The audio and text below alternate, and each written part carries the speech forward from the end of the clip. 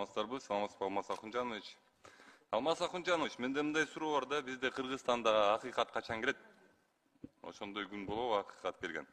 Мисалга алалы да, мына жер участогу боюнча. Жер участогуна 30 жылдан бери очередте турган адамдар бар да.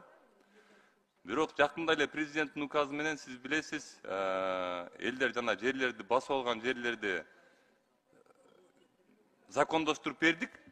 Басып алган жерлерди. Бирок очередте мен ушул Кыргызстандын жаранымын деп очередте турган адамдар 30 жылдан бери жерлерди алып элек да. Эми айта берсе проблемалар көп Алмаз Акунжанович. Мисалы больницалар. Неге больницаларды биз бекер дейбиз да, анан баргандан кийин эле больницаларды акча алышат да. Ошондой эле соттор Алмаз Акунжанович. Алмаз Акунжанович, жазбай деле койсоңуз болот. Ошондон кийин деле соттор Алмаз Акунжанович. Канча ушул мага келген каттардын 50%-нан ашыгы соттор боюнча да. Акыйкатсыз сот. 2 айда, 3 айда судебный процесс бүтө турган нерсени 2 жылдап неметишет. Андан көп аферисттер жана чыгып алганчы. Аферисттер билесизби, пробация деген экенин билет. Аферисттер элдерден акчаны чогултат да отуруп алышат түрмөгө. Чыкпай отуруп алышат ошол жерде, соттошуп отуруп беришет жыргап коюпчу. Акырында по пробацию бул акчаны бере албайт экен деп чыгып кетет да. Акыйкатсыздык. Жумуш орундары. Алмаз Акунжанович, биз Кыргызстандачы акча алмайынчачы бир да жерге жумуш орношпойт. Мектепке мугалим болуп кирейин десе да, ошол мектептин директору болбоганда 10 000 сом алат.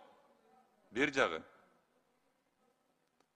Акыйкатсыз жумуштан кетиргендер канча? Мына көчөгүн эле келди, милициядан бир байке келди. Жөн эле кетирген да.